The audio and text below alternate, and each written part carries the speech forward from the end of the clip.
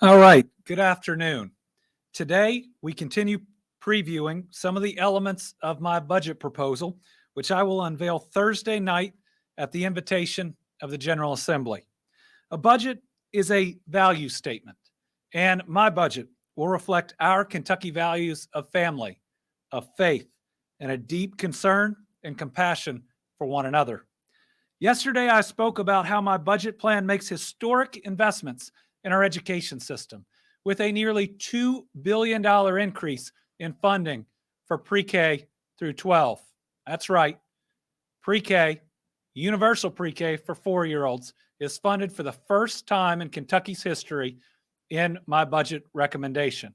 And at only about 8% of our current budget surplus, we cannot afford not to make that investment and get all of our 4-year-olds into schools.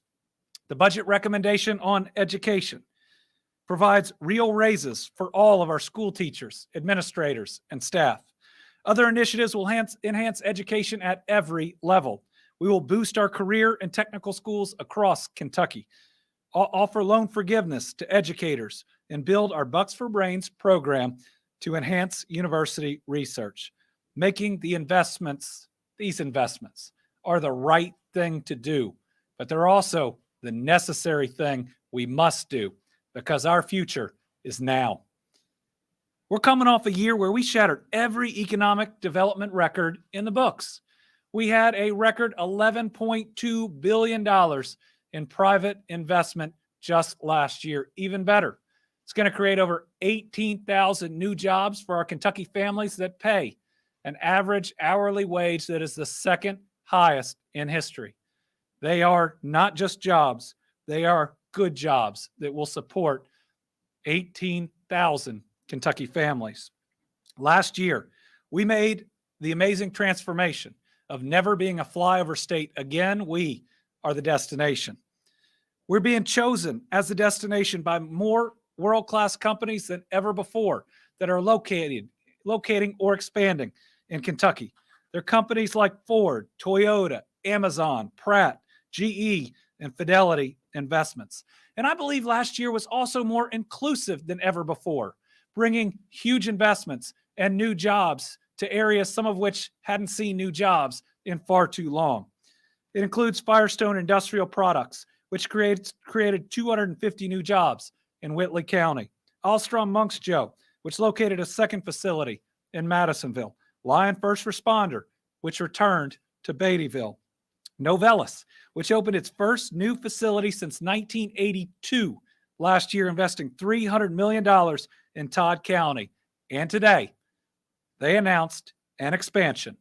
They are moving forward on phase 2 with a $365 million additional investment that's going to construct a recycling center that will create 140 well-paying jobs for local residents. That's right, from operationalizing an investment last year to the new investment this year, that's over $665 million, two-thirds of $1 billion invested in Todd County alone just over the last several years. We are on top, but to stay on top takes investment and it takes work. That starts with the world-class education system we discussed yesterday, but it also includes direct investment in economic development, in infrastructure, in workforce, and in key industries such as Agritech, pharma, and tourism. My budget aims to pair record investments in education with investments in these key areas so that we're not just looking back at 2 years of great economic growth, but 20 years of incredible progress and prosperity. As representatives of the people of Kentucky, we have the responsibility and the resources to meet this historic moment. We just have to have the courage and the vision to say we can do so much more and we can be so much more, and we will never be 40th in anything ever again. This is our chance. We can make that happen. And there is no question that we have the resources to make key investments while still having the most fiscally responsible budget in recent history, one that adds to the rainy day fund, pays down our largest pension liability, that has the lowest debt ratio in recent memory, and that spends less on recurring costs or expenses than we have coming in recurring revenue. We also saw an all-time record-setting revenue surplus in 2021. The revenue estimate for this fiscal year is bright, with $1.9 billion more than budgeted. There is no question the money is there. Adding urgency to this opportunity, we have another $1 billion to be appropriated from the Federal American Rescue Plan Act, as well as funds from the bipartisan infrastructure bill, which was supported by folks from both sides of the aisle, including myself and Senator McConnell. It's expected to bring $6 billion into Kentucky over the next 5 years. With these dollars, my budget targets investments to create and attract the jobs of the future and aligns our workforce readiness with business needs to ensure that we can fill the high-quality jobs that are coming our way. So, let's start today with creating and attracting jobs. Last year, we landed the largest single economic development project in our history. At nearly $6 billion and 5,000 new jobs, the Blue Oval SK Battery Park will make us a global leader in electric battery production. But that investment did not happen overnight. It took decades of work, of purchasing of land, of bringing utilities, of doing road work. It took investment in infrastructure to get a mega site to be not shovel, but build ready. And in an economy where speed to market is one of the most important things, and we're seeing it time and time again, we must have more sites across Kentucky that aren't just build, but are shovel ready. So my budget prepares us to secure the next Ford or the next Toyota or the next Pratt or the next Novelis. And it aims to provide every Kentucky region with the opportunity to compete for that next amazing transformational opportunity. That's why my budget calls for $250 million in one-time funds to be used to develop a site identification and development program. This fund is going to help communities grow small industrial or business sites to be larger. It'll help prepare them to be build ready, to work on utilities and other needs so that when they market that to the next great employer, it is ready to go. Remember, we are on a roll, the likes of which we've never seen, and our belief is that we're already out of mega sites.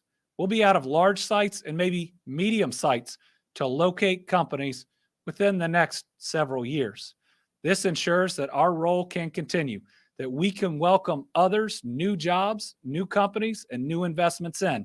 But you don't have that site that makes you more competitive than the other state without putting in the work, putting in the dollars, and putting in the infrastructure. At a time where the Commonwealth is as hot as it can be, this is the investment that continues our good fortune moving forward.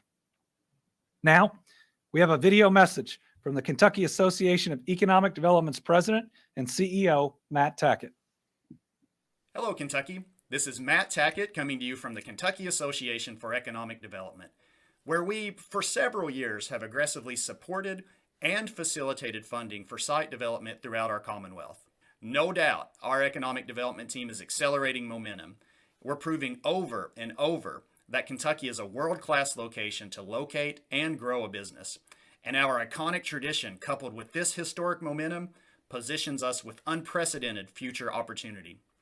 Now, our success is amazing, and it further motivates us to act. Each time we celebrate a great economic development win, another one of our available properties goes off market. And if we are to continue to move the needle, we must ready sites and buildings now to welcome new companies and new jobs to our communities. Investing in our sites and buildings is an ROI-producing signal that Kentucky communities stand ready to provide global enterprise with quick, risk-free site selection experiences and nurturing business environments. Speed to market is critical to our future success, which is why the Kentucky Association for Economic Development supports this program and the continuation and enhancement of strategic site development initiatives. Thank you to Matt and to everybody at KAED for working to promote economic development in the Commonwealth. And you could hear his excitement about not only where we are, but where we can go. And I think the comment that hit it right, the nail on the head is every time we welcome a new company, we make a great announcement. One great piece of property that we have worked hard to get ready goes off the market. We have to make sure we are replenishing them so that we can welcome the next great opportunity. You don't succeed without putting in the work. One of the reasons Kentucky is winning is that we are attracting the jobs of the future. So Toyota, Ford, Firestone are examples on the electric vehicle batteries. But Kentucky is also leading in agriculture technology, with AppHarvest announcing 4 expansions in Moorhead, Somerset, Berea, and Richmond. Appalachia launched this year, and Inez expected to eventually create almost 2,000 jobs. Fresh Harvest growing in Stanford, and Viroflight thriving in Maysville. This is one of the largest areas of new investment worldwide. It recognizes that we have to increase our yields by 2, 3, 4 times in the coming years just to feed the world's growing population. And that's before you address the changing weather patterns and the potential famine that we may see in the future. We want to make sure that we are not just where we grow the food of the future, but where the ideas come from, where the research is done, where the intellectual capital is. That we put a stake in the ground saying the high-paying, high-wage jobs, the research, the university research, the next breakthroughs, the intellectual property is going to be in Eastern Kentucky and in Kentucky, and not just the labor. So my budget ensures that Kentucky will be the Agritech capital of the United States, not just now, but into the future. That means, again, not just having the facilities and the workers, but the ideas themselves. That's why my budget invests $75 million to support and build a state-of-the-art Agritech Research and Development Center in the heart of Eastern Kentucky. It's going to bring together the best minds of our private sector, of our universities, which are on board, of our Dutch consortium, whose universities and companies want a home here in the Commonwealth that they can grow their businesses from. The coming years will be crucial, and this is how we ensure that we can meet the needs of our world, of our people, and to have food security for children that will be born 5 years, 10 years, 15 years from now. We're going to hear why this project is so important to Kentucky from a pretty special guy, a visionary who has helped us to make Kentucky the agritech capital of the world, Jonathan Webb. Nobody works harder than people here in our state. That's why at AppHarvest, we've invested over $500 million in the past year. We believe in the future of ag tech in Kentucky, but we can't do this alone. California literally is on fire with extensive droughts, while Kentucky has had its wettest decade on record. We need universities and high schools training our young people for the jobs of tomorrow. This isn't about one company. It's not about left or right or Republican or Democrat. We all need to work together to ensure that our young people have the talent and skills to go operate in a world that is ever changing. What Kentuckians need is opportunity right here in the Commonwealth, so talent stays here at home to keep growing and diversifying our economy. The same people that powered this country for generations, they have the opportunity to lead a new sector. But Kentucky isn't the only place that would like to claim this title. Other states are eager to do the same to create jobs in their regions. We have a head start in our state, with private investment already being made. With more than 7 high schools that have hands-on training, learning how to grow a leafy green with an iPhone and iPad year-round. To successfully compete and secure this future, Kentucky needs a world-class research center to innovate agriculture technologies and methods, to further educate and develop the region's talent pool, and to usher in a more diverse high-tech economy. Supporting this research center supports Kentucky, and it prepares our young people to be farmers and futurists for decades to come. We'll be able to attract top PhDs and top international talent to come work here in Kentucky and train our next generation. AppHarvest is just one example, but we want other companies here We're already working with about 300 regional suppliers and dozens of international partners. We look forward to being a team player, working with both sides of the aisle in every community. We look forward to attracting other companies here and working with our universities to develop talent. This is about building an ecosystem all across Kentucky that we can all share in.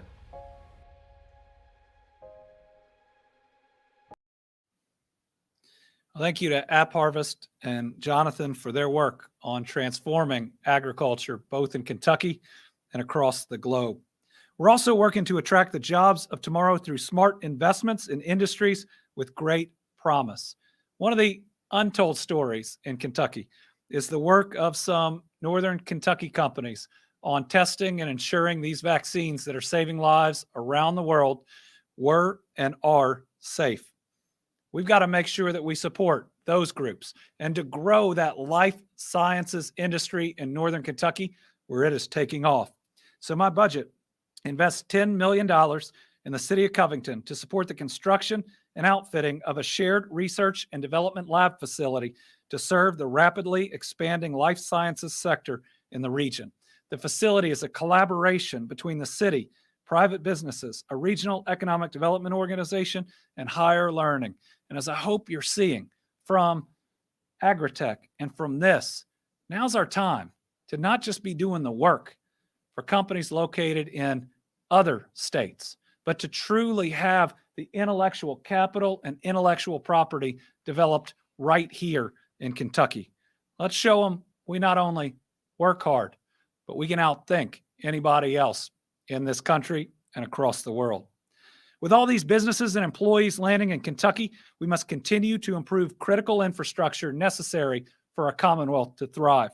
That's why my budget invests in the moment, allocating nearly $185 million over 3 years to meet a state match that's going to unlock $775 million in additional federal money from the Federal Highway Trust Fund. That will allow for nearly $1 billion for road and bridge construction in Kentucky.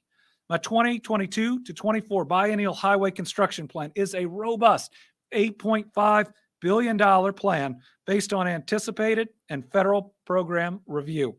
It invests in critical projects from north to south, east to west, and continues critical work on four-laning the Mountain Parkway, building that I-69 bridge, and charting the path to building the Brent Spence Companion Bridge without tolls. We are closer to meeting that goal than ever before. In fact, my budget goes above and beyond to support these projects. It proposes a historic investment of $250 million from the general fund for major transportation infrastructure projects targeting those three major projects: Mountain Parkway, I-69, and Brent Spence. These are one-time funds meant to push us ahead, and it will allow our application to the federal government for the Brent Spence Bridge to say we have already budgeted for the entire state portion if you give us the grant we're applying for. In other words, we can say Kentucky has done its part, and this will get done without tolls if the federal government gives us the award that we applied for. It is as serious as we can be, and it puts us in the very best position to meet that goal. And folks, I think we're going to do it. And with Kentucky taking the lead in electric vehicles, we must meet the needs of this new industry. With Ford, Toyota, Firestone, and so many others, we must build out our EV infrastructure across Kentucky. My budget directs $100 million to begin building out our electric charging station network and other EV infrastructure. It uses $30.5 million from the general fund, of which $17 million meets the match to unlock nearly $70 million in federal funds from the Infrastructure Investment and Jobs Act, what we call the infrastructure bill. If we want to lead in electrification, we got to invest in it. We can't make the batteries of the future and not have charging stations for those cars. This helps us be thoughtful along with our partners who are investing in us. So anybody who comes to see those battery manufacturing plants or the construction of the vehicles or the springs and others that are done at different parts of Kentucky can drive that very vehicle that we are helping to produce and charge it right here in Kentucky.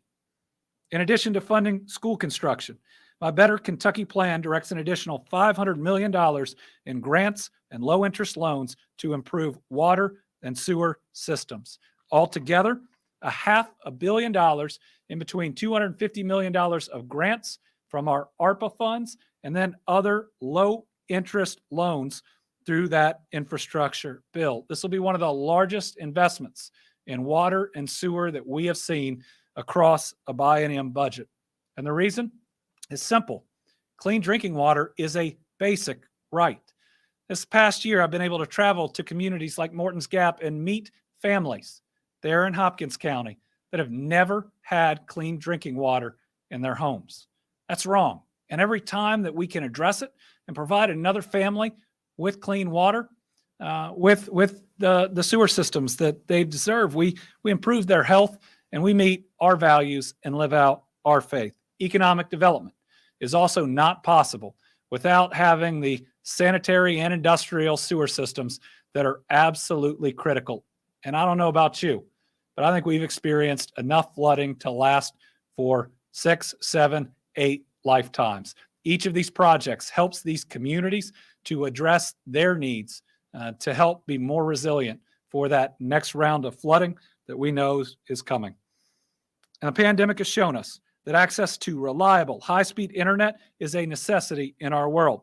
My budget directs $200 million to boost high-speed internet across the Commonwealth. That'll go into a fund where last budget, we already allocated certain funds, bringing us up to $500 million, $500 million to deploy for broadband across Kentucky. And my budget invest $50 million from the general fund to develop Kentucky's general aviation airports, and that's so critical. Rocky and I remember being in Mount Sterling and looking over at a corporate jet that was from Nestle because they make Hot Pockets outside of Mount Sterling. The ability of that company, its CEO or anybody else, to fly from their headquarters, land 10 miles from their facility, be in there in only part of a day is such an advantage, and we see it at every airport across Kentucky. In addition, we're providing an additional $6 million to keep our promise to have a world-class airport, which requires a world-class terminal at the Barkley Regional Airport in Paducah. Western Kentucky has so much that it needs to compete.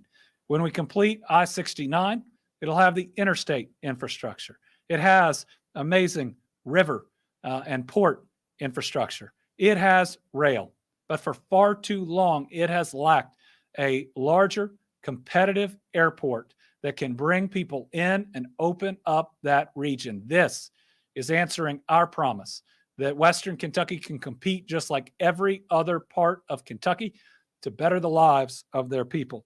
So today we're sharing a video from McCracken County Judge Executive Craig Clymer. Governor Beshear is including in his recommended budget to the Kentucky legislature an additional $6 million from the state for the construction of the new terminal at McCracken County's Barkley Regional Airport. The proposed extra allocation will relieve the city and county from the burden of using our tax revenue to cover this expense.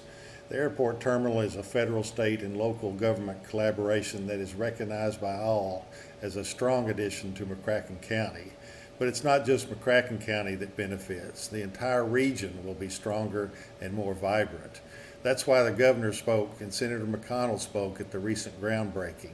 And it's why we saw our local legislators, our mayor, and many of our local judges from farthest west Kentucky and surrounding communities. This offer of $6 million comes at a time when our neighbors in Graves and Marshall County and other nearby communities are 1 month past a massive tornado. They're building back from near devastation. And as they build their communities back, we will build this new terminal, bringing great prosperity and development into all of West Kentucky. Our state legislators, Senator Carroll, Representatives Rudy, Bridges, Heath, and Freeland, and our governor have worked closely with Mayor Bray and I and other local leaders and many community members in pushing this project forward. On behalf of nearly 70,000 McCracken County residents and the hundreds of thousands of residents who will benefit, I thank Governor Beshear for his interest and efforts and I feel confident that our legislators will include this $6 million in their budget and move West Kentucky strongly forward in the coming years.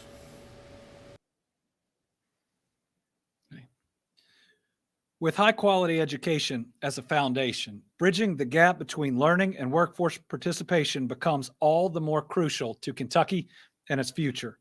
My administration already has been actively engaged in this issue. Last year, we helped launch the Everybody Counts initiative, a pilot program in Jefferson County. We have great partners: Ford, UPS, GE Appliances, and Kroger. They're helping us move towards the goal where every single graduating senior will either be signed up for higher education and know how it's being paid for, or already have been placed in a job that they start upon graduation. My new budget includes $1.5 million each year to extend this important program. This has been embraced not only by that school system and the employers there, but every other employer finding challenges with workforce that we have had a discussion with see this as a program that will work and they want to bring to their community. This provides extra infrastructure to provide the guidance and the help needed to make the connections and launch these programs in so many different areas. Between this, some other programs I'm going to describe in a moment, and the impact that universal pre-K will have on childcare needs, we can have a direct and immediate impact on our workforce and workforce participation.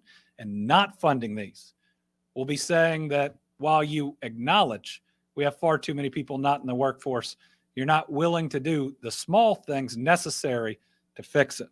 So our budget also includes $20 million each year to launch a competitive workforce initiative program.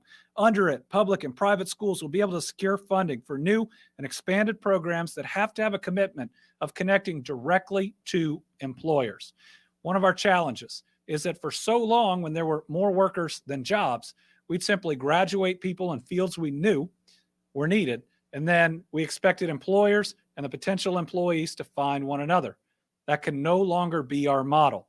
This is a grant program intended for someone going through a training program to already have a job lined up either at the beginning or in the middle of that program. It's the connection between business and education and or training that we have needed for so long and will make us a leader in the country on workforce. Kentucky is increasingly embracing an economy of innovation that requires a trained and educated workforce. So to that end, we know we've got to attract more talent to Kentucky. In our budget, we call for $10 million per year to fund a talent attraction media campaign that will show the whole world, again, that we are not a flyover state, we are the destination, that will show the great opportunities that we have in all of these industries of the future. We are already seeing so many people move to different parts of the country that before they wouldn't have looked at. This is our chance to make sure Kentucky is on their list. And just like we are winning with companies, we know we can win with people. Our budget also includes $2.5 million each year to train Ford workers on robotics and advanced manufacturing, ensuring we can meet our obligations to that company. And finally, our budget provides nearly $700,000 each year to the Louisville Urban League for a program that trains disadvantaged folks towards obtaining a commercial driver's license, a CDL, where pay has never been better and there is an overwhelming demand. The Louisville Urban League ran one of these programs before successfully, and this is a real opportunity to make a difference in that community. So I keep noting that Kentucky is now the destination, but an industry that we haven't talked about that's all about Kentucky being the destination is tourism. Kentucky, we're a destination for world-class bourbon. We're a destination for the finest horse racing. We're a destination for great music, cuisine, as well as our beautiful outdoors and so much more. And we got to keep the people coming. And there is no greater gem in tourism than our state parks. They are not just a way that we attract tourists and their dollars to show the very best of Kentucky, but they're also part of our heart and soul that have allowed us to respond, whether to the COVID pandemic and housing first responders and some people who are sick but didn't need to be in the hospital, to currently opening their doors and welcoming folks that had their homes wiped out by tornadoes and saying, we got you and we're going to take care of you. But we have not invested in our parks in meaningful ways in far too long. So to keep the visitors coming and to make sure that we have this tool to help our own people when needed, I'm directing $200 million in one-time money from the general fund to pay for badly needed work at our state parks. The money will fund essential preservation projects, maintenance, repair, and new projects at parks across the Commonwealth.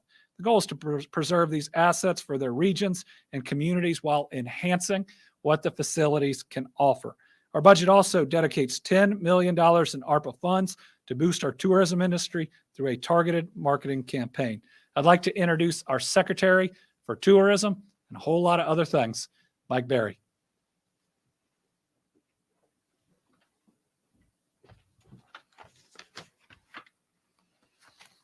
Thank you, Governor.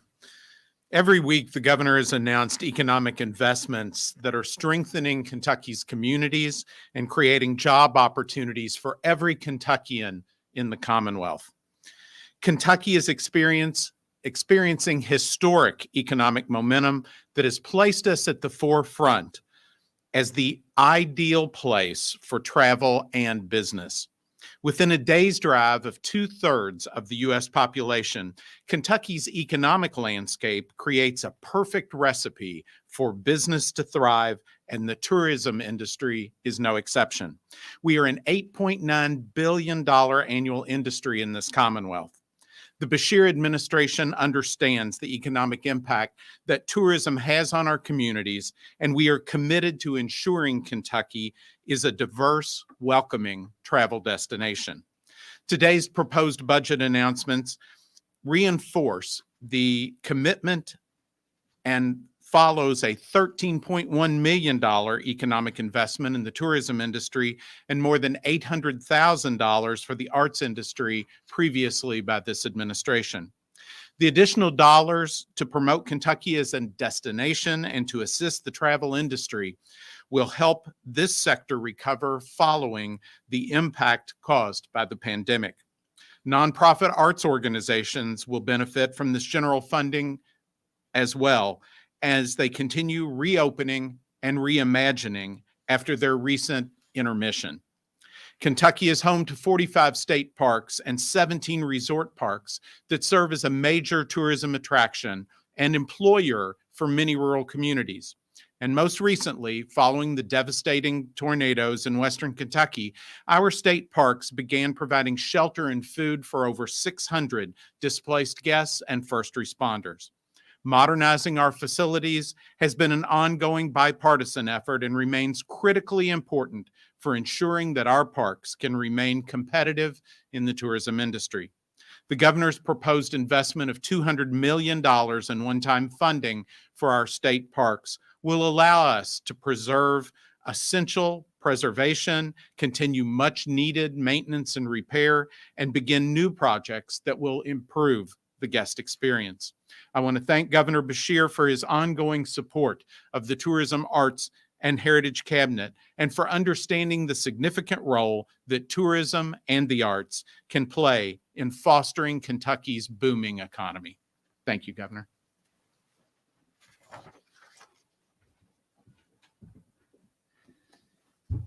Thank you, Secretary. When we look at this last year and we look at the opportunities ahead of us, it is clear that our time is here and our future is now. There is no question that we've arrived, but having arrived, we must make the investments necessary to stay. We got a choice. We can come off our best year ever, tread water, punt on third down, or we can do the hard work to stay on top. You know, we all enjoy winning, but winning requires putting in the work to stay there. Remember, there's the next game and the next game and the next game after that. And what this budget does is not sit on our laurels, but create a world-class education system and make the investments in economic development, workforce training, and tourism to stay on top now and into the future. Our families deserve no less. Let's make sure our kids inherit an incredible economy, and our kids' kids and our kids' kids after that, because now is the moment We've never had a budget where we can do more. We'll wrap up with our budget director, John Hicks, who again is going to go over how this is the soundest economic budget that we have seen in years, that we spend less than we are bringing in, and that certainly all of this is not only affordable, but will set up better budgets in the future. We cannot afford not to invest. Failing to do so is just a lack of courage. John? Thank you, Governor. I want to describe that this budget is real and responsible. It is based upon sound economic assumptions that are agreed to by a 10-member consensus forecasting group of outside economists and financial experts who, under state statute, determine the official revenue estimates. Kentucky is the only state in the country that has an exclusively outside body of experts who comes up with our revenue estimates. No partisan influence, no institutional membership. The governor, as he said before, we devote non-recurring resources to non-recurring uses. And we've heard some of those examples here today with a $200 million investment in our parks. This budget pays down on the Commonwealth's worst funded pension plan, the Kentucky Employees Retirement System non-hazardous plan, one of the worst funded in the country. Now we're paying our mortgage, but we're going to add to that mortgage with one-time money. It creates the largest budget reserve trust fund, the state's rainy day fund, and adds to it. When the governor came into office, Kentucky was ranked 44th in the country in the size of its rainy day fund. We have moved up substantially above the median of all states. This budget pays down on the deferred maintenance debt of the Commonwealth. We just heard about $200 million for parks. Overall, you heard about post-secondary education yesterday. $1.2 billion in deferred maintenance financing in this governor's budget, something that has never happened before in Kentucky. This budget establishes a disaster relief and recovery fund that many states have, but Kentucky doesn't. We have to use our rainy day fund when it comes to responding to floods and tornadoes and other disasters and calling out the National Guard. This budget is more than structurally balanced, with less recurring spending than our recurring revenues, which sets up a positive outlook for the next budget after that, where we'll start that budget with money in our pocket before even having revenue increases. And lastly, this budget stays significantly below the Commonwealth's debt policy of 6% of debt service principal and interest payments to revenues. This budget has a 3.68% ratio, the lowest since the inception of that policy. Governor?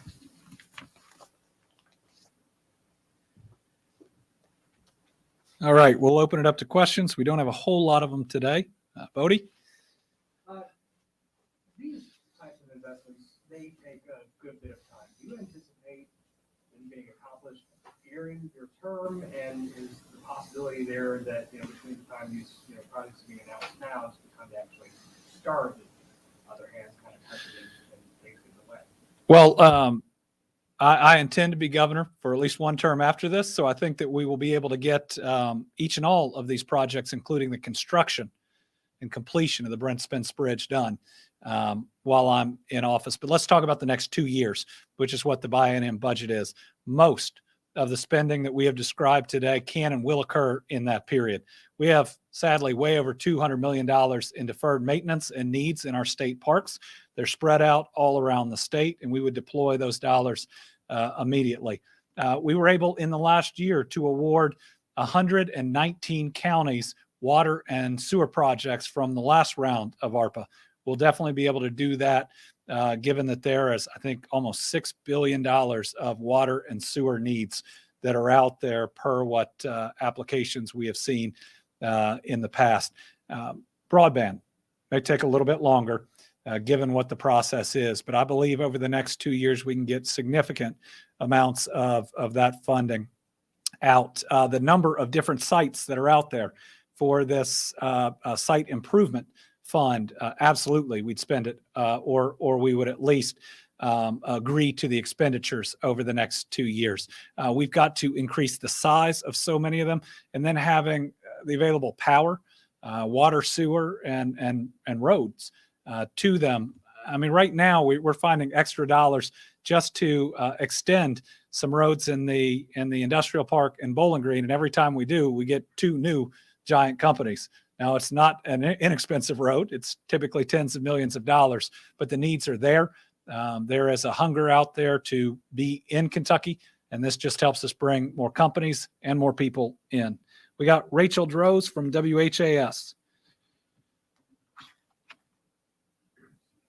Okay, we have Tom Latek. Well, you kind of caught me unawares there. Okay.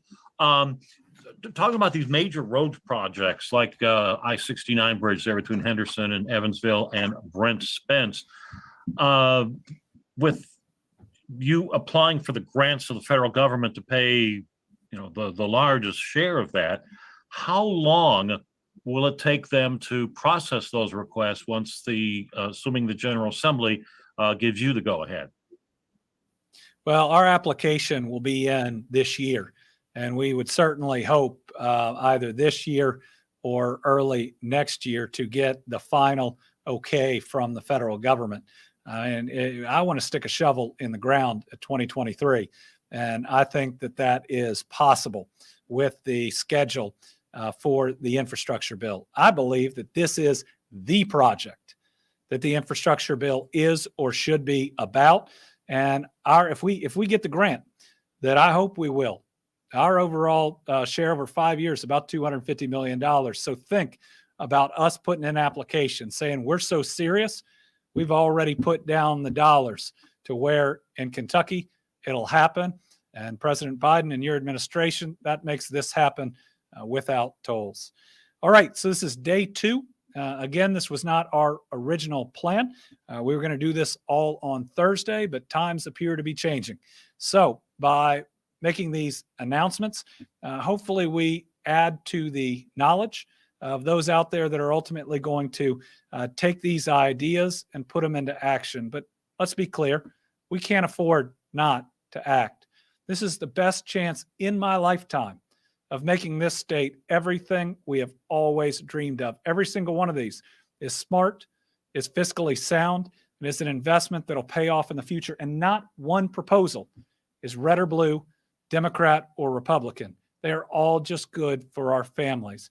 If you looked yesterday at the vocational renovations to prepare workforce, and you look at the places that they're in, you see that none of this is political. It's about doing right by our families, a lesson that after the tornadoes, we all shouldn't have to learn or be reminded of again. We're just people that should care about each other, know that we have more in common as Kentuckians than anything that would pull us apart. And just because we get up here and in government as it forms, we shouldn't be driven by who we don't like. We should be driven by what we want to do and what's important for our families. So let's remember, central role of government isn't to move a state right or left. It's to move it forward. And this is the best chance we've had, certainly in my lifetime, of not just moving forward, but racing forward. Thank you all very much.